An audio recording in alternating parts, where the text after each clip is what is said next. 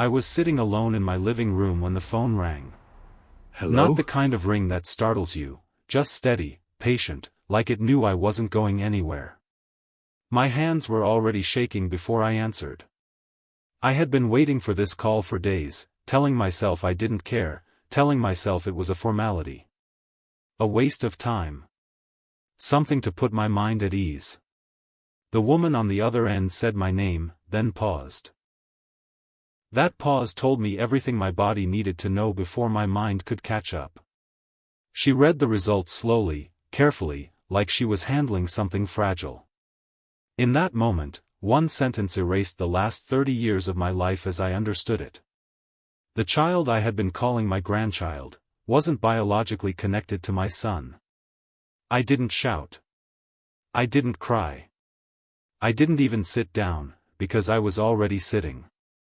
I just stared at the wall across from me. The same wall where family photos had hung for years, while something heavy and final settled into my chest. It wasn't confusion. Confusion comes with questions. This came with answers. What broke me wasn't the result itself.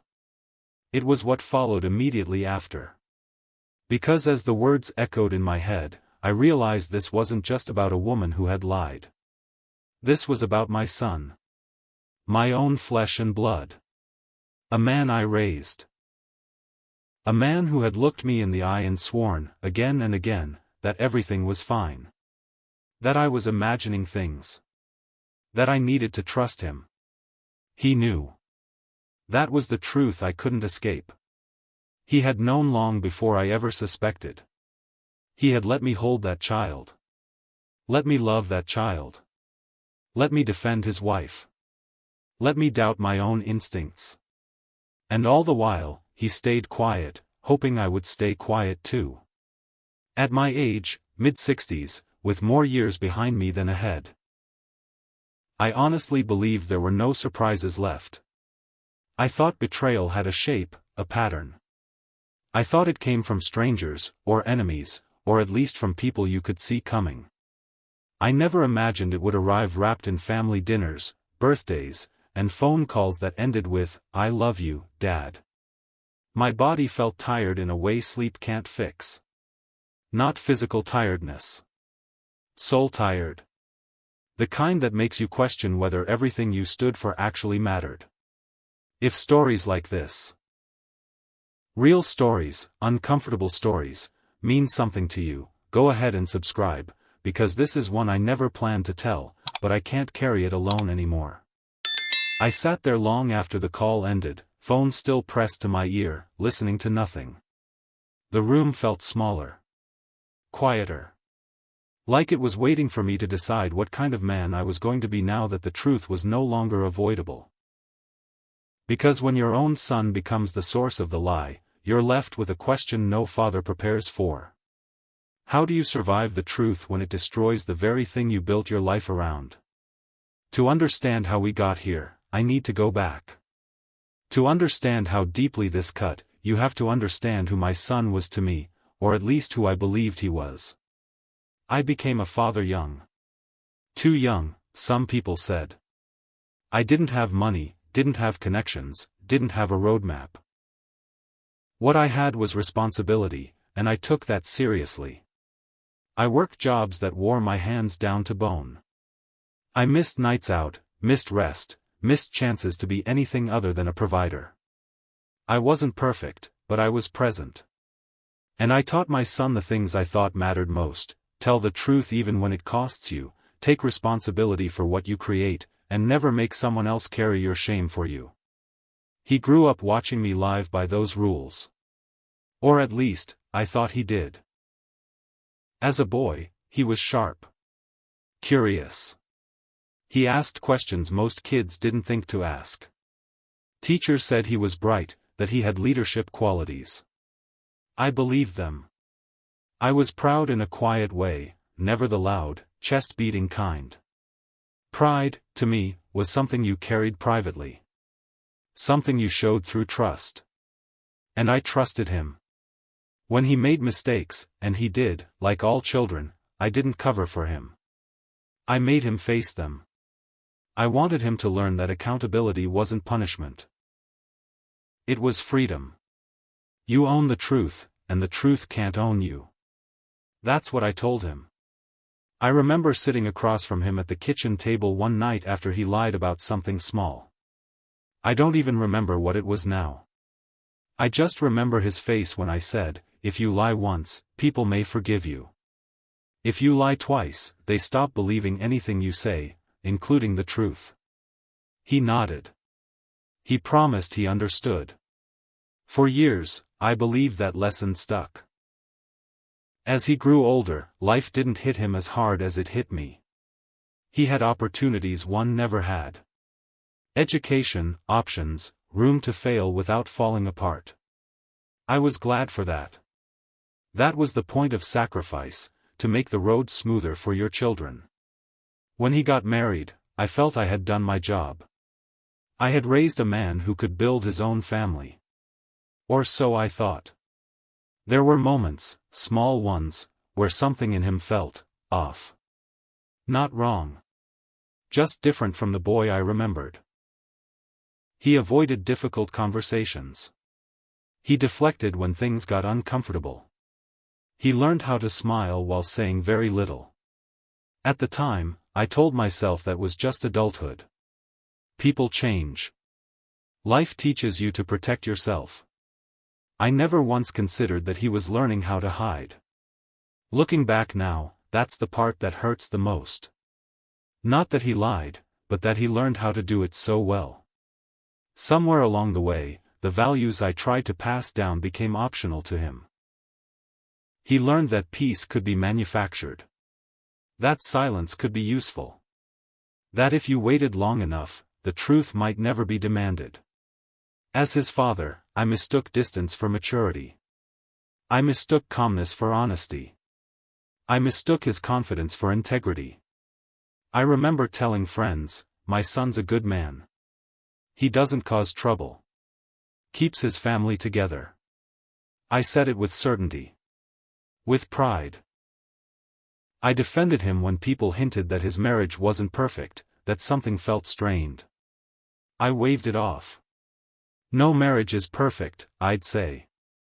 They'll work it out. I never thought the problem wasn't what was happening between him and his wife, but what was happening inside him.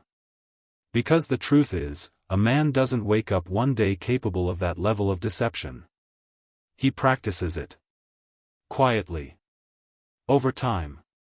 And the people closest to him become part of the practice without ever realizing it. I was his father. I was supposed to see him clearly. That's what eats at me now. Not just the betrayal, but my own certainty. My belief that I knew my son because I raised him. Because I shared blood with him. Because I trusted him. At my age, you start to believe some things are fixed. Your character. Your values. Your family. You believe the foundation you laid decades ago is solid. You don't expect it to crack beneath your feet. But that foundation, the one I thought was built on honesty, was already hollow. And I didn't know it yet. All I knew then was that my son was a man I trusted without question. A man I believed would never put me in a position where the truth would feel like a punishment. That belief would cost me more than I was prepared to lose. When my son introduced me to the woman who would become his wife, I didn't feel alarm. I felt relief. She was polite in a way that didn't feel forced. Soft-spoken, but not timid. She met my eyes when she spoke, listened more than she talked, laughed at the right moments. The kind of person older men tend to trust quickly because she reminds them of the values they grew up respecting. Modesty. Courtesy. Calm. I remember thinking, he chose well. I didn't interrogate her past. That's not how I was raised. You judge people by how they treat you and how they carry themselves. And she carried herself carefully. She asked about my health. Brought small gifts when she visited. Helped in the kitchen without being asked. When she called me Dad for the first time, it caught me off guard, in a good way. The wedding wasn't extravagant. It didn't need to be. What mattered to me was the way my son looked that day, steady, confident, certain. I shook his hand afterward and told him I was proud of him. I meant it. I welcomed her into the family without reservation. No tests. No suspicion. No conditions. That was my first mistake. Over the years that followed, she became a familiar presence. Holidays, birthdays, casual visits. She remembered details about me that even my son forgot sometimes, doctor appointments, old stories I'd mentioned once in passing. When I spoke, she listened. When I disagreed, she didn't argue. If tension ever arose, she smoothed it over with a smile or a change of subject. I saw that as grace. Now I recognize it as control. There were moments when I noticed she deferred to my son a little too quickly. Let him speak for her. Let him end conversations she was clearly still part of. At the time, I assumed that was just how their marriage worked. Every couple has a rhythm. Who was I to judge theirs? When disagreements came up, minor ones at first, I found myself siding with her more often than not. Not because she was right every time, but because she appeared reasonable. Calm. Measured. My son, on the other hand, would get tense. Defensive. Sharp in a way that surprised me. When I questioned him privately, he brushed it off. Stress, he said. Work.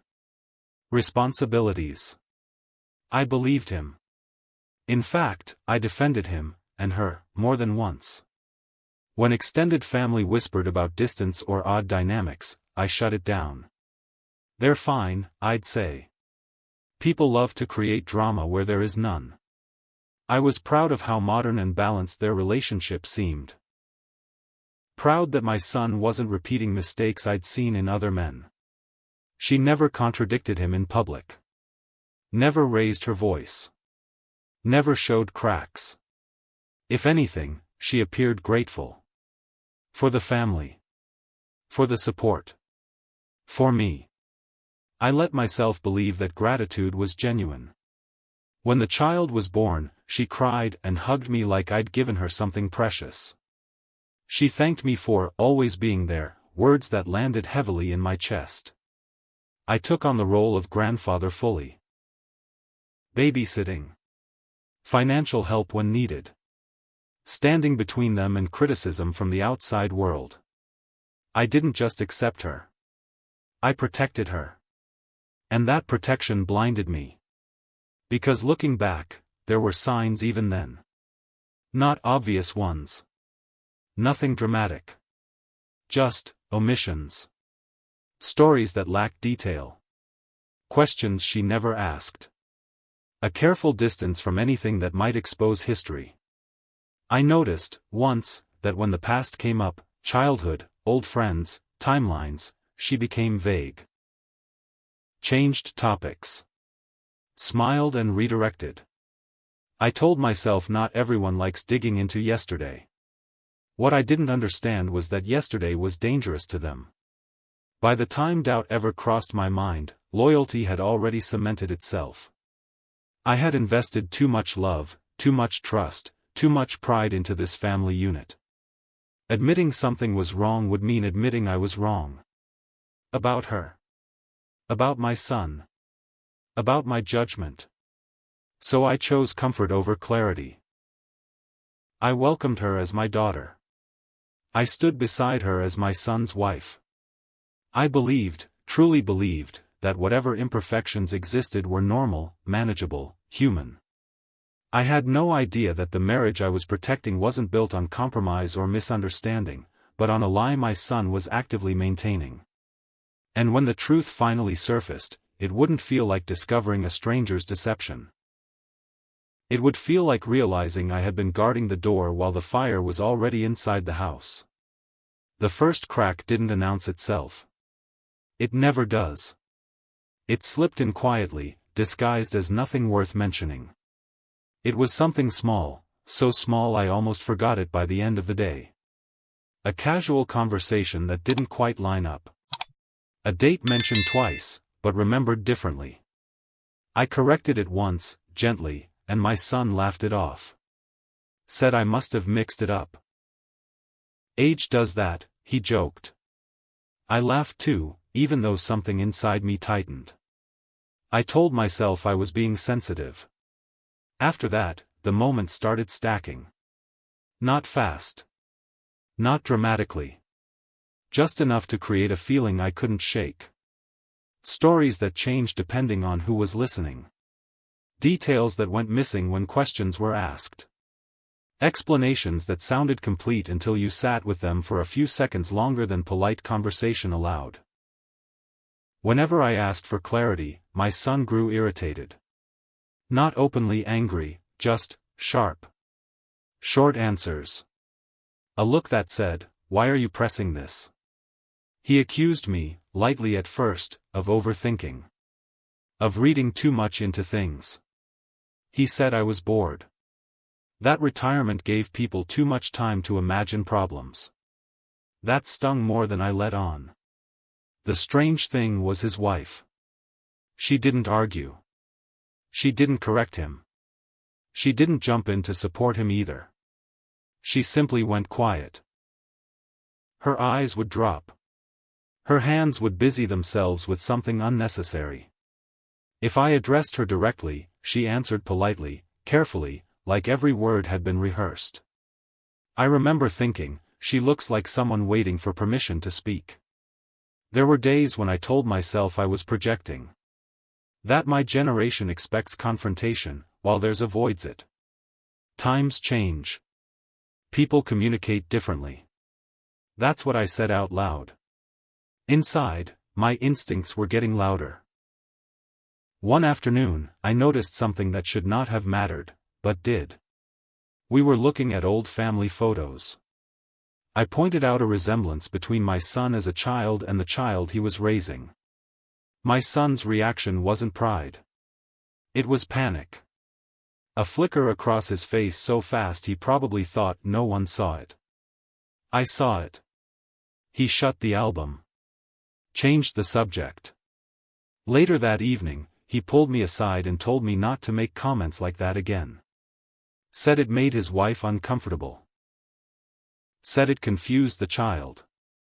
His tone wasn't protective, it was controlling. That was the first time I felt something close to fear. From then on, conversations became managed. Topics redirected. Questions preempted. I noticed my son answering for his wife more often, cutting her off mid-sentence with a smile that didn't reach his eyes.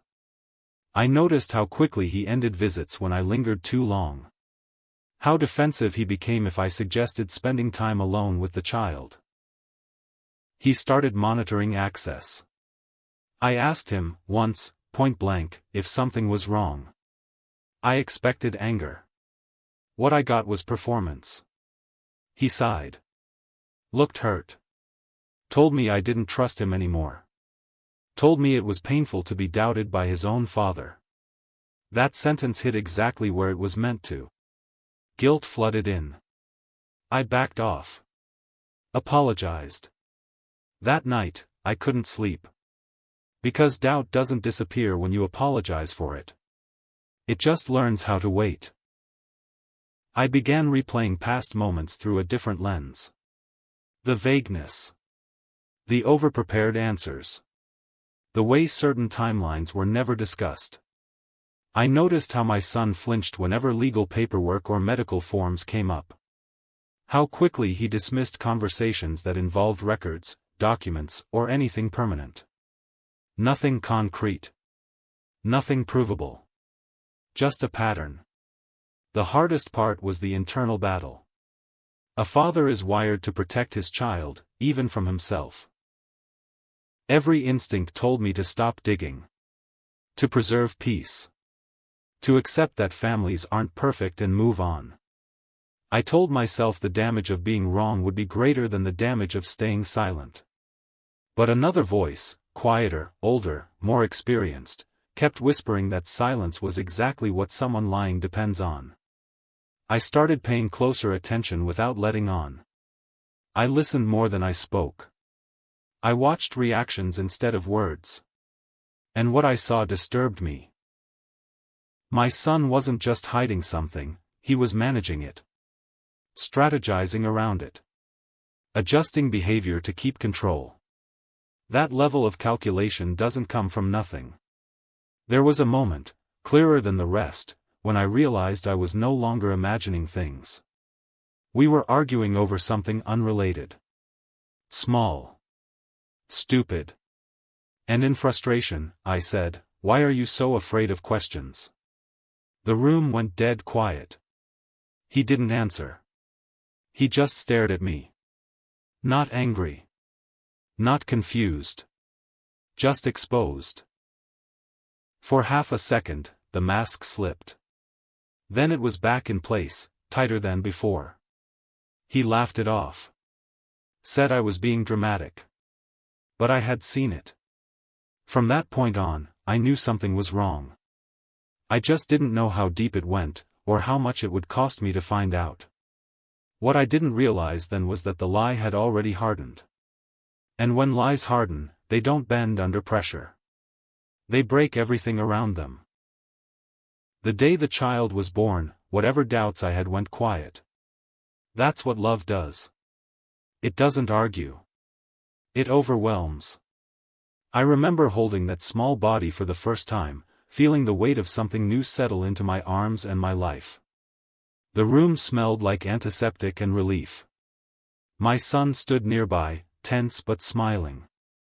His wife looked exhausted, fragile, proud. I told myself this was what family was supposed to feel like, messy, emotional, real. From that moment on, I was a grandfather in every sense of the word. I rearranged my schedule around visits. Bought things I never thought I'd buy again. Toys.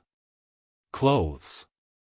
Little shoes that looked absurdly small in my hands. I learned routines. Naps. Favorite foods. The sound of that child's laughter became something I carried with me, something that softened the sharp edges of age. Love filled the gaps where questions had been forming. But questions have a way of returning when you least expect them. It started with comments from strangers. Casual ones. "Doesn't look much like your son." I smiled politely and shrugged it off. "Genetics are strange," I'd say. "Children take after all kinds of relatives." I believed that explanation because I wanted to. Because the alternative was unthinkable. Still, there were moments, quiet ones, when I noticed things I tried not to see. Features that didn't echo our family. Mannerisms that felt unfamiliar. Nothing definitive. Nothing you could point to without sounding cruel or paranoid. So I said nothing. The real strain came from my son's behavior. He hovered constantly. Corrected people unnecessarily. Watched interactions like he was guarding something fragile. When I held the child, he stood too close. When I asked to take the child for a walk, he made excuses. When I suggested keeping the child overnight, his answer was immediate and firm. No. At first, I assumed he was just an anxious parent. First-time fathers can be overprotective. I respected that. Or tried to. But the tension didn't ease with time. It sharpened. Once, during a routine doctor's visit I accompanied them to, the nurse asked a simple question about family medical history. Before his wife could answer, my son interrupted. Spoke fast. Gave vague responses. Changed the subject. I watched the nurse raise an eyebrow slightly before moving on. My son didn't notice. I did. Later that day, I asked him why he'd reacted that way. His answer was clipped. Defensive. He accused me of undermining him. Of creating problems where there were none. His wife stayed silent, eyes fixed on the floor. When I tried to include her, she smiled weakly and said it was nothing to worry about. That smile haunted me. I began to feel like I was intruding on something I wasn't meant to see. Not because I was wrong, but because they didn't want witnesses. Still, I couldn't bring myself to confront the possibility forming in my mind. I told myself I was tired. That age was making me suspicious. That I was reading into things because I had too much time and too much love invested. The truth is, love makes denial easy. I remember one night, alone, scrolling through old photos. Comparing faces. Then feeling sick with myself for even doing it. I closed the album, ashamed. I told myself I would stop. That whatever was bothering me wasn't worth destroying a family over. That promise lasted until my son snapped at me for asking an innocent question about school paperwork. "You don't need to be involved in everything," he said. The words themselves weren't cruel. The tone was. I realized then that my role in his life had changed. I was no longer a trusted presence. I was a liability. Someone who might ask the wrong question. Someone who might notice too much. And yet, every time the child ran into my arms, every time I was called Grandpa, every time I felt that small hand grip my finger, I pushed the doubts away again. Because if the doubts were true, the loss would be unbearable. Loving that child meant risking everything. Questioning the truth meant risking that love. So I stayed quiet. I smiled. I showed up. I pretended I didn't notice the tightening circle around me. I chose peace, not because I believed it, but because I was afraid of what honesty would demand. I didn't understand then that silence doesn't preserve love. It only postpones the pain. The confrontation didn't begin as one.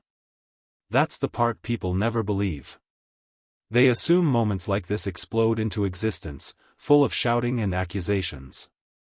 This one crept in through a side door. It started with paperwork. School enrollment forms.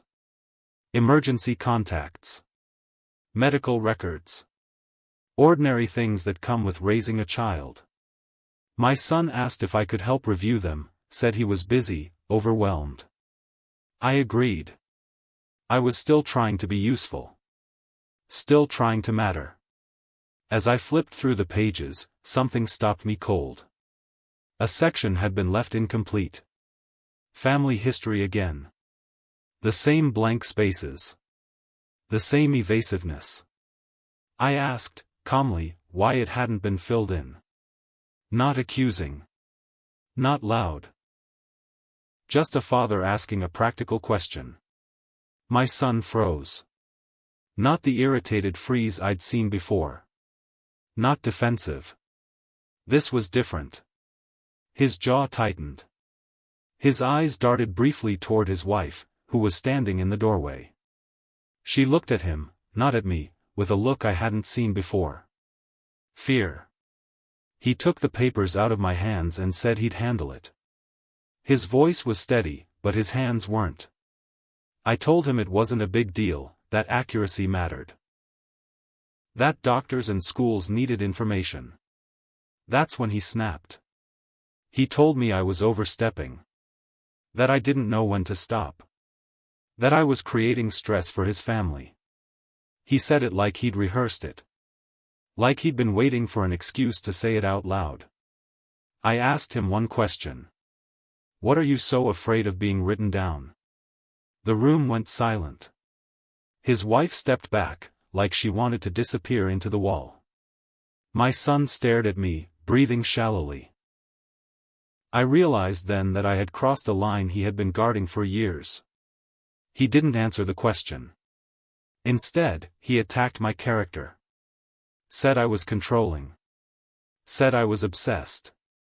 Said I didn't trust him and never had. He listed sacrifices I'd made as if they were debts I was trying to collect. It was cruel.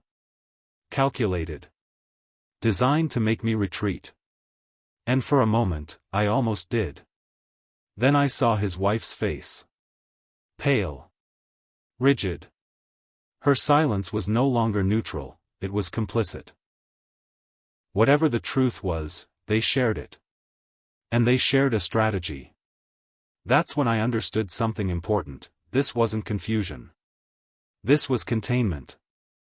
I told him I wasn't accusing anyone of anything. I told him I just wanted honesty. He laughed, a short, bitter sound, and said honesty wasn't always necessary. That some truths only hurt people. That a real father would protect his son, not interrogate him. That sentence changed something in me. Because protection doesn't mean blindness. And loyalty doesn't mean surrendering your integrity. I told him, quietly, that if there was nothing to hide, then clarity would only strengthen the family. I said a DNA test would settle everything. End the tension. Give us peace. The reaction was immediate. He stood up so fast his chair fell backward. Told me I had lost my mind. Said I was disgusting for even suggesting it. Accused me of trying to destroy his marriage. His wife finally spoke then. Barely above a whisper, saying this was too much. That I was hurting them. They weren't angry because I was wrong. They were angry because I was close. I didn't push further that day. I didn't need to. The truth had revealed itself through their fear. Over the next few weeks, my son tried to regain control. He limited visits. Filtered calls. Told relatives I was unwell. That I was confused. That I was imagining things. He was building a narrative. That's when I realized something else. If I stayed silent now, he would rewrite the story entirely. I wouldn't just be ignored, I'd be discredited. The truth would disappear behind concern and politeness, and Dad's not himself anymore. That was when the decision stopped being emotional and became practical. I didn't tell them when I moved forward with the test. I didn't announce it. I followed the procedures quietly. Properly. Legally. I documented everything. Dates. Conversations. Messages. Because if this ended badly, and I knew it would, I wasn't going to be painted as the villain. Waiting for the results was torture. My son sensed something had shifted. He grew distant, then oddly accommodating. Too polite. Too careful. He started talking about the future. About family unity. About forgiveness. It felt like a man stalling for time. I didn't argue. I didn't accuse. I let him talk. Because at that point, the truth was already in motion. And when the truth is moving toward you, there's no amount of control that can stop it. All you can do is decide how ready you are for the moment it arrives. Waiting is a special kind of suffering. Once the test was done, once the samples were taken and sealed and sent away, there was nothing left for me to do. No more questions to ask. No more lines to cross. The truth was no longer something I was chasing, it was something moving toward me, slowly, deliberately, on its own schedule. Every day after that felt stretched thin. My son sensed the shift immediately. He didn't ask what I had done, but he changed his behavior like a man who already knew the answer. He called more often. Dropped by unannounced. Asked about my health. Brought food I hadn't requested. Spoke about the future in vague, hopeful terms. Unity. Family. Moving past misunderstandings. It was manipulation dressed as concern. His wife followed his lead. She was kinder than usual. Softer. She avoided being alone with me, but when we were in the same room, she watched my face carefully, like she was studying weather patterns. Waiting for a storm. The child remained untouched by all of it. Laughing. Playing. Trusting. That was the cruelest part. Whatever the result was, innocence would be the first casualty. At night, my mind replayed everything. Conversations. Reactions. Moments I dismissed. I tried to prepare myself for both outcomes. If the test came back confirming what I feared, I knew my family would fracture. If it came back disproving it, I would have to live with what I'd done, accusing my own son without proof. Either way, something would be lost. There were moments I hoped I was wrong. Truly hoped it. I imagined the relief. The apologies. The shame I would carry for doubting him. I told myself I could live with that shame if it meant my family stayed whole. But hope felt dishonest. Deep down, I already knew. The waiting changed me. I stopped engaging in arguments. Stopped defending myself. Let my son talk. Let him fill the silence with plans and promises. I listened the way you listen to someone speaking at a funeral, politely, distantly, knowing the words don't change what's coming. He tried guilt next. Reminded me of everything he'd done right. Of how hard fatherhood was.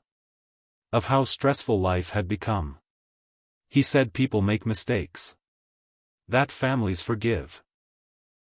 That love means letting go of the need to be right. I said nothing. Because this was no longer about being right. It was about whether the truth would be allowed to exist at all.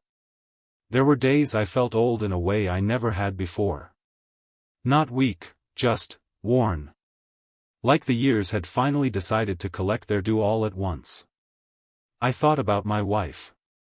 About what she would have said. About how alone I felt in a house that once held certainty. When the call finally came, it didn't feel sudden. It felt inevitable. I watched the phone ring from across the room. Let it ring twice. 3 times. I stood slowly, like my body needed time to catch up with the moment my mind had been rehearsing for weeks. As I reached for it, one thought pressed heavier than all the others. This call would not just answer a question. It would decide who was lying, who was complicit, and who would be forced to live with the consequences. I took a breath. Then another. And I answered. Because no matter how much damage the truth was about to cause, I was done living inside a lie that wasn't mine. The judgment I had been waiting for was finally here. The voice on the phone was calm. Professional. Detached. She said my name, confirmed my identity, then told me she had the results. There was a pause, brief, deliberate. The kind people are trained to use when they know what they're about to say will change someone's life. I told her to go ahead. She read the conclusion exactly as it was written. No emphasis. No softening. Just facts. The result confirmed that my son was not the biological father. For a moment, nothing happened. No rush of emotion. No collapse. Just stillness. My body stayed upright, but something inside me went quiet, like a machine switching off. I thanked her. I don't know why. Habit, maybe. Courtesy drilled into me long before this moment. When the call ended, I sat there holding the phone, staring at my own reflection in the dark screen. I looked older than I had an hour earlier. Not weaker, older. Like I had crossed a line that only goes one way. The devastation didn't come from surprise. It came from confirmation. Because in that instant, the final piece clicked into place. The evasiveness. The defensiveness. The control. The silence. The lies weren't reactions, they were maintenance. My son hadn't been caught in a situation. He had been managing one. And he had been managing me. I didn't think about his wife first. I thought about him. About every conversation where he told me I was imagining things. About every time he questioned my memory, my judgment, my sanity. About the way he positioned himself as the victim and me as the problem. He knew the truth long before I ever suspected it. That realization hit harder than the result itself. I walked to the window and looked outside. Cars passed. Lights flickered on in other homes. Life continued like nothing had happened. I wondered how many people were sitting inside those houses, trusting someone who didn't deserve it. I didn't cry. Not then. What I felt was a deep, unsettling clarity. The kind that strips emotion down to something sharp and focused. This wasn't just betrayal, it was strategy. A decision made repeatedly over years. A choice to let me bond with a child under false pretenses. To let me defend a lie. To let me age inside a story that wasn't true. That is not a mistake. That is a calculation. I printed the results. Held the paper in my hands. It felt heavier than it should have. Not because of what it said, but because of what it required next. Truth doesn't just reveal itself. It demands response. I thought about calling him immediately. Letting anger speak. Letting the shock do the damage. But I stopped myself. Rage would give him something to use. Something to point at and say, "See? He's unstable." No. I had learned enough by then to understand the importance of timing. Instead, I sat with the result and let it settle. I replayed every moment with new eyes. Every time he shut down a conversation. Every time his wife went silent. Every boundary he enforced that made no sense at the time. It all made sense now. The lie hadn't been protecting the family. It had been protecting him. And in that moment, quiet, controlled, devastating, I understood that the man I raised was willing to sacrifice anyone to keep his version of life intact. Including me. Whatever happened next was inevitable. The truth had surfaced, and there was no way to put it back. Relationships built on deception don't bend when exposed. They shatter. I folded the paper carefully and placed it on the table. Everything I thought I was protecting was already gone. Now, all that remained was the reckoning. I didn't confront my son right away. That was the first mistake he expected me to make, and the one I refused to give him. Instead, I did what he had been doing for years. I planned. I reviewed messages. Saved voicemails. Screenshotted texts where he contradicted himself. I organized timelines. Dates. Conversations. I didn't add emotion to the record. I added facts. Because I understood now that this wasn't a family disagreement, it was a truth war. And whoever controlled the narrative would decide who looked credible when it finally broke. When I asked him to come over, I didn't mention the reason. I kept my voice calm. Ordinary. He arrived confident, smiling, already halfway into a speech about clearing the air. His wife stayed in the car. That told me everything I needed to know. I let him talk first. He spoke about misunderstandings. About stress. About how families fall apart when people don't trust each other. He even apologized, carefully, vaguely, for how things had felt lately. Not for anything specific. Just enough to sound mature. When he finished, I placed the DNA result on the table between us. I didn't slide it toward him. I didn't explain it. I just let it exist. The silence that followed was different from the others we'd shared. This one wasn't defensive. It was final. He stared at the paper for a long time before picking it up. When he read it, his shoulders sagged. Not in shame, but in relief. Like a man whose secret was finally out and no longer needed guarding. He didn't deny it. That was the moment everything ended. He tried to justify it instead. Said it didn't matter. Said biology wasn't the point. Said he stepped up when others wouldn't. Said I should be proud of him for holding the family together. I asked him one question. How long did you know? He didn't answer at first. Then he said, long enough. Those 2 words did more damage than any confession could have. I told him he had used me. That he had let me build a bond under false pretenses. That he had gaslit me, questioned my sanity, to protect himself. I told him that if he had come to me with the truth years ago, we might have found a way forward. He shook his head and said, "You wouldn't have handled it." That was his final defense. Not regret. Not apology. Judgment. I stood up then. My legs felt steady. My voice did not shake. I told him I would no longer lie for him. That I would not participate in a story built on deception. That the consequences were now his to manage. He got angry after that. Accused me of ruining everything. Of being vindictive.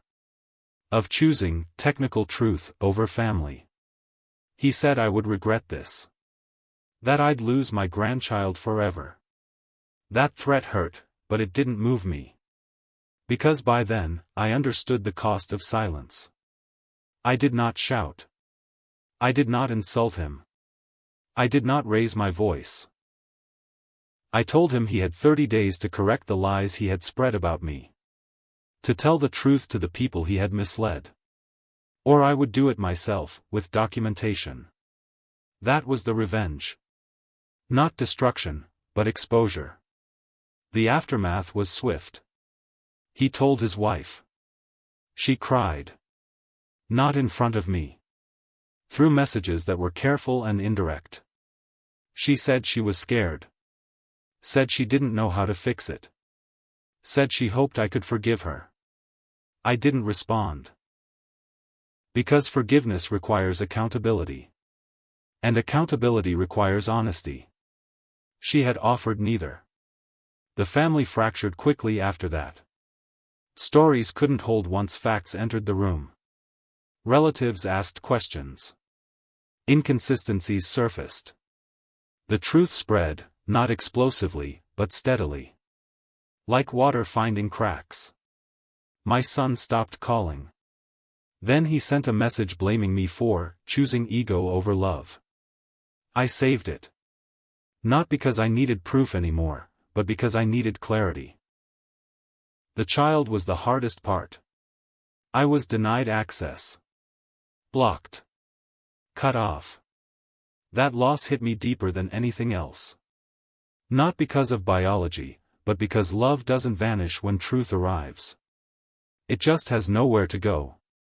There were nights I wondered if I had gone too far. If peace would have been better than truth. Those doubts didn't last long. Because peace built on lies isn't peace. It's captivity. If stories like this resonate, stories about family, truth, and the cost of silence, you might want to subscribe. Not for drama, but for honesty. Some stories are hard to tell, but harder to live through alone. I lost my son that day. Not to distance, but to revelation. The man standing in front of me wasn't the boy I raised. He was someone else entirely. Someone capable of calculated cruelty, justified by self-preservation. The house felt empty after that. Quieter than it had ever been. But for the first time in years, it felt honest. I had chosen truth over comfort. And while the collapse hurt, the lie was finally gone. All that remained was to understand what that choice meant for the rest of my life. In your 60s, you don't expect life to rearrange itself again. You think the hard lessons are behind you. You believe the foundations are set. That whatever storms remain will be familiar ones, health, aging, loss that comes naturally with time. You don't prepare for the ground beneath you to give way because of a lie planted decades earlier. I used to believe that time softened everything. That age brought perspective. That the sharp edges of life eventually dulled. I was wrong. Some truths don't dull with time. They sharpen. What I learned, too late, perhaps, is that betrayal doesn't hurt because of what it takes away. It hurts because of what it forces you to see. I had to see my son clearly.